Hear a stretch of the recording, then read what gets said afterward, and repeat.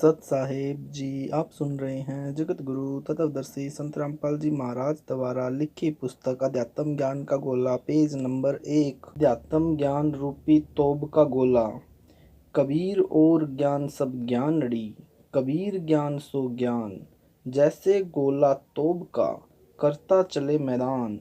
अर्थात जैसा कि वेदों में प्रमाण है कि परमात्मा पृथ्वी पर प्रकट होकर यथार्थ अध्यात्म ज्ञान स्वयं अपने मुख से बोली वाणी में बताता है, जो सूक्ष्म वेद यानी तत्व ज्ञान कहा जाता है। कबीर जुलाहा पूर्ण परमात्मा है।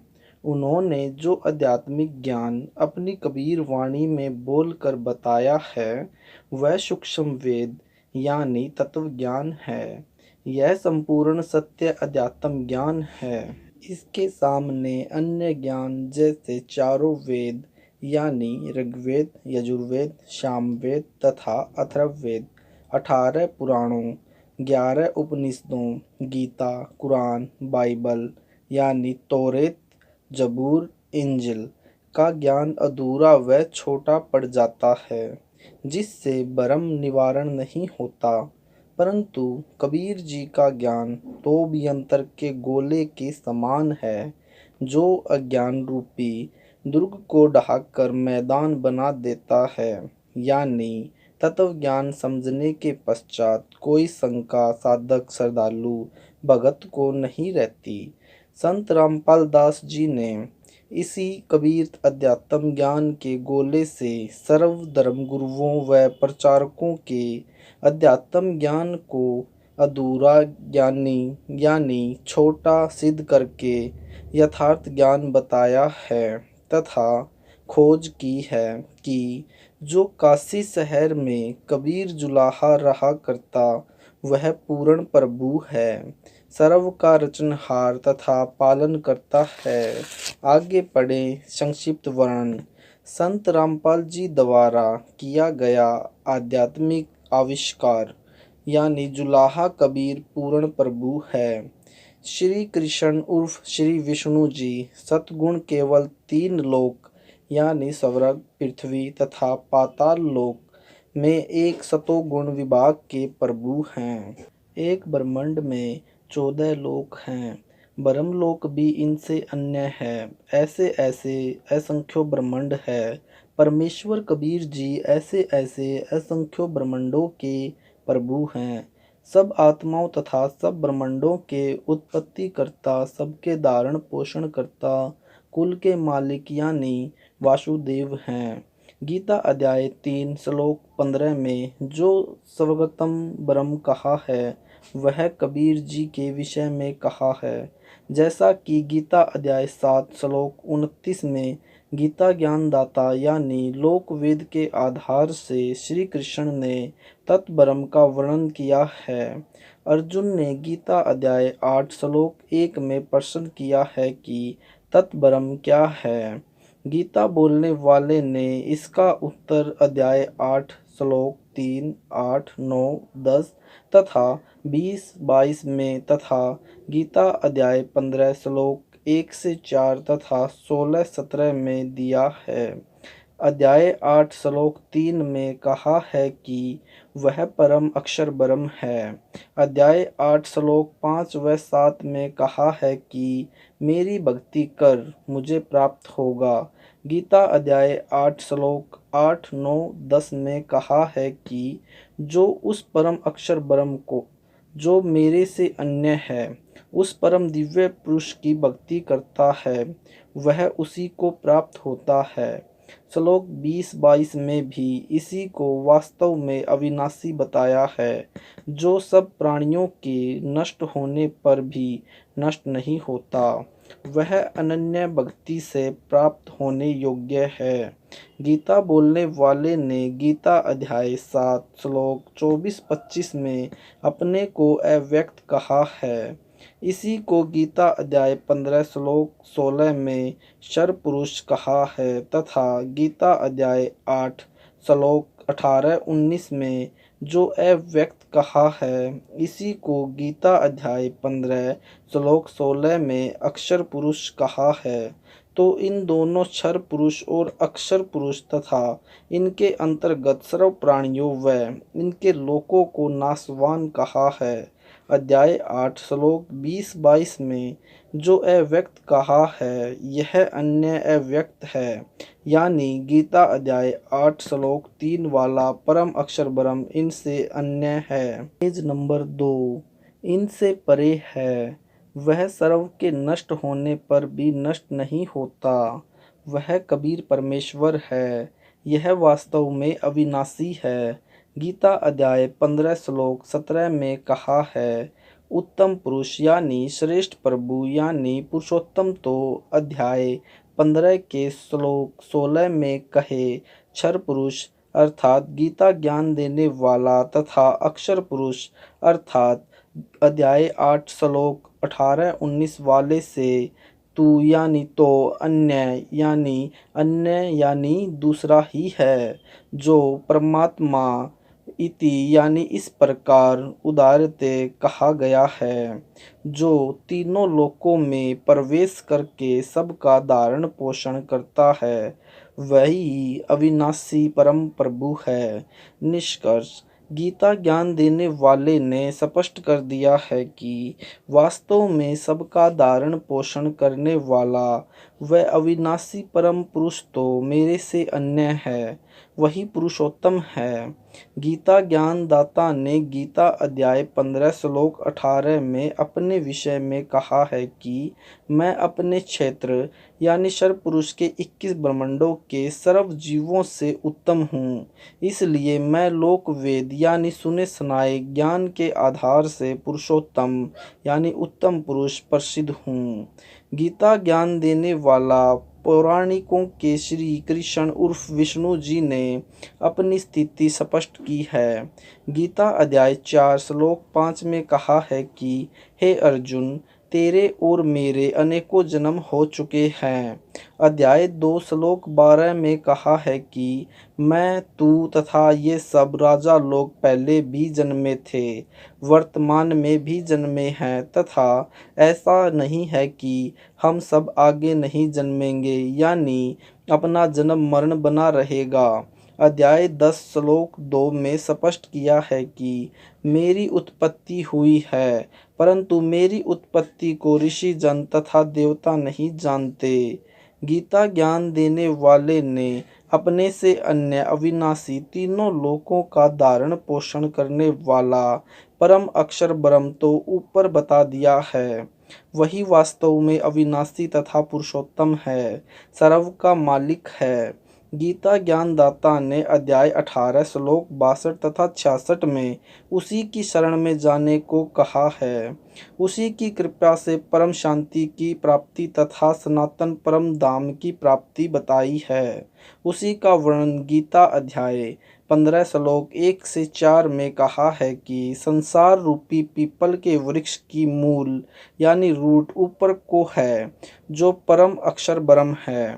तीनों गुण यानी रजगुण श्री ब्रह्मा जी, सतगुण श्री विष्णु जी तथा तमगुण श्री शिव शंकर जी तो संसार रूपी वृक्ष की शाखा हैं, जो संसार वृक्ष के सर्व भागों को विभिन्न बताता है, यानी स वेदवित, वह वेद के तात्पर्य को जानने वाला है, यानी तत्वदर्शी संत है।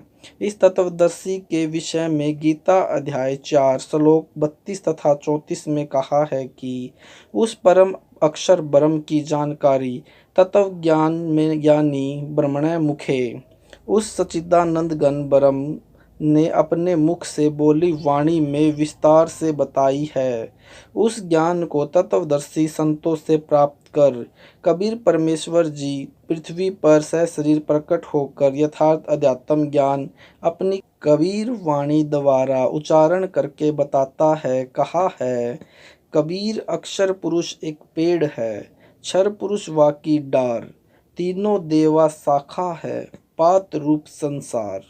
कबीर हम ही अलख अलाह है, मूल रूप संसार, अनंत कोटि ब्रह्मांडों का मैं ही सृजनहार। अर्थात कबीर परमेश्वर ने गीता अध्याय 15 को इन उपरोक्त दोनों दोहों में बता दिया है। कहा है कि संसार रूप एक वृक्ष है, इसकी मूल तो मैं हूँ यानी परम अक्षर पुरुष है तथा तना अक्षर पुरुष है।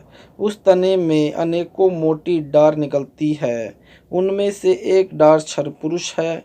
उस मोटी डार को लगी 3 शाखाओं को रजगुण ब्रह्मा, सतगुण विष्णु तथा तमगुण शिव जानो। उस शाखा को लगे पत्ते संसार के प्राणी जानो। देखे संसार वृक्ष का चित्र, page number 3। Page number 4। Gita अध्याय 15 श्लोक 17 में स्पष्ट है कि सबका धारण पोषण करने वाला अविनाशी परमात्मा तो श्लोक 16 में कहे क्षर पुरुष तथा अक्षर पुरुष से अन्य है, वही सबका धारण पोषण करता है।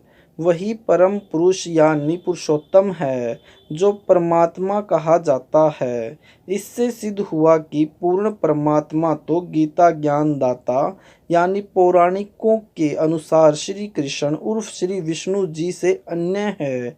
कबीर परमेश्वर जी ने अपनी स्थिति इस प्रकार बताई है। कबीर अवधू अविगत से चल आया, मेरा भेद मरम ना पाया। ना मेरा जन्म ना मेरा गर्भ बसेरा, बालक बन दिखलाया।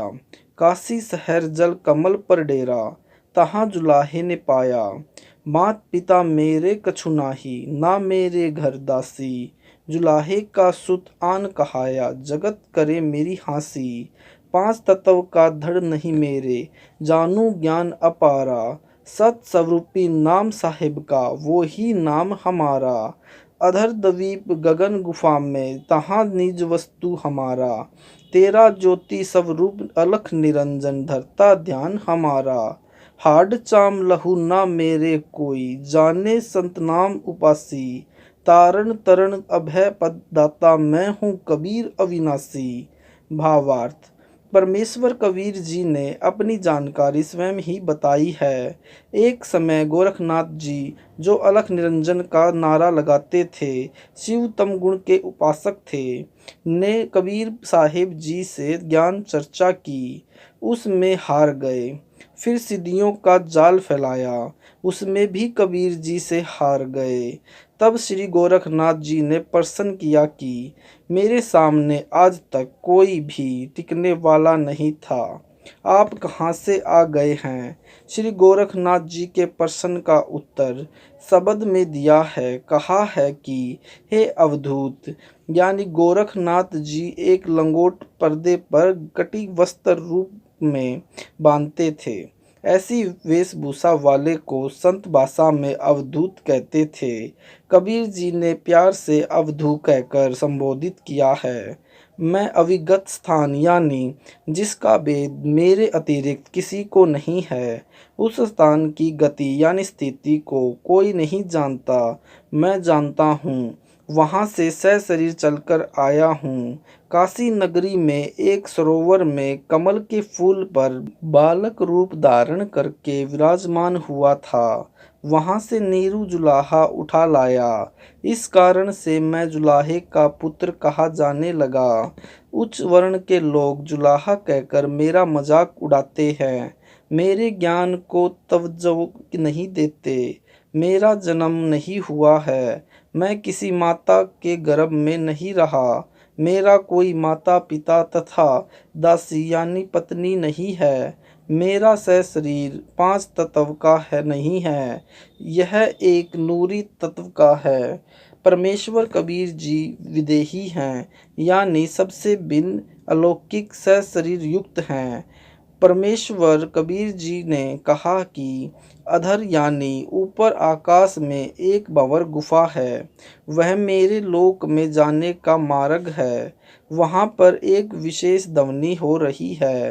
हे गोरखनाथ, आपका अलख निरंजन यानी क्षर ब्रह्म भी मेरी पूजा करता है प्रमाण। गीता ज्ञान देने वाले शरब्रह्म ने अध्याय 18 श्लोक 64 में कहा है कि वह परमेश्वर जिसकी शरण में जाने को अध्याय 18 श्लोक 62 में कहा है मेरा इष्ट देव है, यानी मैं भी उसी का भक्त हूँ। जैसे वेदों में कबीर देव, कुरान में अल्लाह, कबीर आदि यथार्थ नाम परमात्मा के माने हैं। कबीर मैं संपूर्ण अध्यात्म ज्ञान जानता हूँ। मेरे विषय में कोई संत नाम यानी सच्ची भक्ति मंत्र का स्मरण करने वाला ही जानता है। मैं जीव को पूर्ण मोक्ष, पूर्ण मुक्ति प्रदान करके निर्भय कर देता हूँ। मैं कबीर अविनाशी हूँ। निष्कर्ष।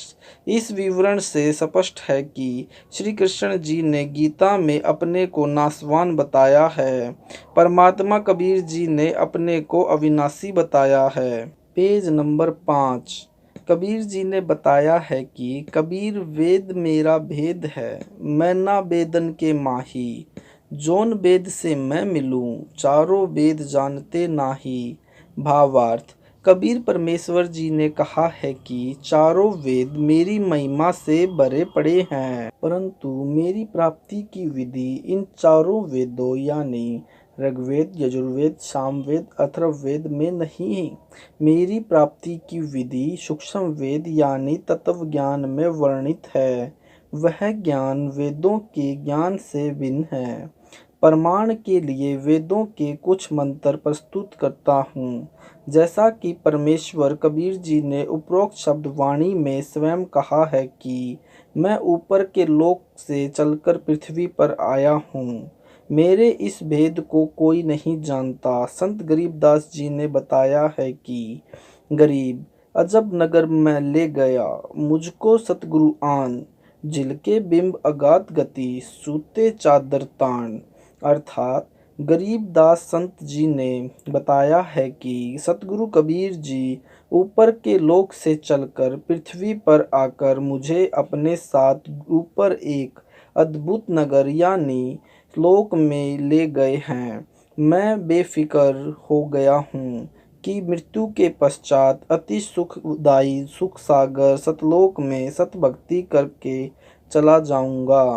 वेद भी यही कहते हैं कि परमेश्वर ऊपर के लोक में विराजमान है, वहां से चलकर पृथ्वी पर आता है, अच्छी आत्माओं को मिलता है, उनको उपदेश देता है, यथार्थ आध्यात्मिक ज्ञान वह अपने मुख से वाणी बोलकर बताता है, जिसे तत्व ज्ञान कहते हैं। प्रमाण। ऋग्वेद मंडल 9 सूक्त 54 मंत्र 3 का हिंदी अनुवाद। अर्थात जैसे सूर्य ऊपर आकाश में रहकर सर्व को प्रकाश व उष्णता प्रदान करता है, ऐसे यह अमर परमेश्वर सबको पवित्र करता हुआ संपूर्ण ब्रह्मांडों के ऊपर के भाग में विराजमान है, यानी एक स्थान पर बैठा है। ऋग्वेद मंडल 9 सूक्त 86 मंत्र 26 का हिंदी अनुवाद। अर्थात यज्ञ यानी धार्मिक अनुष्ठान अर्थात पूजा करने वाले भक्तों के लिए परमेश्वर सब रास्तों को सुगम करता हुआ उनके कष्टों को समाप्त करता है और साधक के पाप नाश करके शुद्ध करता है।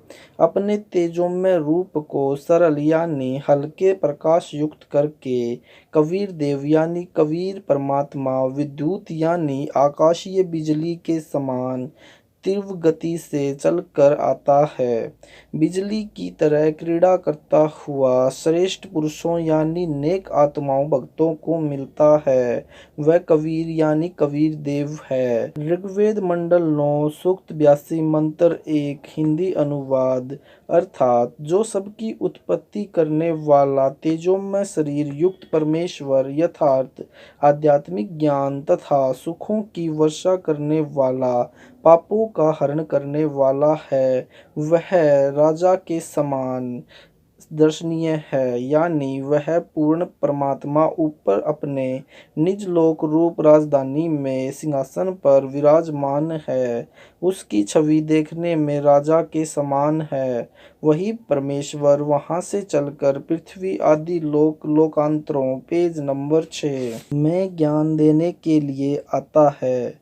उसकी अमृत वाणी गूंज रही है। वह वर्णीय पुरुषों यानी श्रेष्ठ आत्माओं को जो दृढ़ भक्त होता है अपनी अमृत वाणी के आशीर्वाद से पवित्र करता हुआ प्राप्त होता है।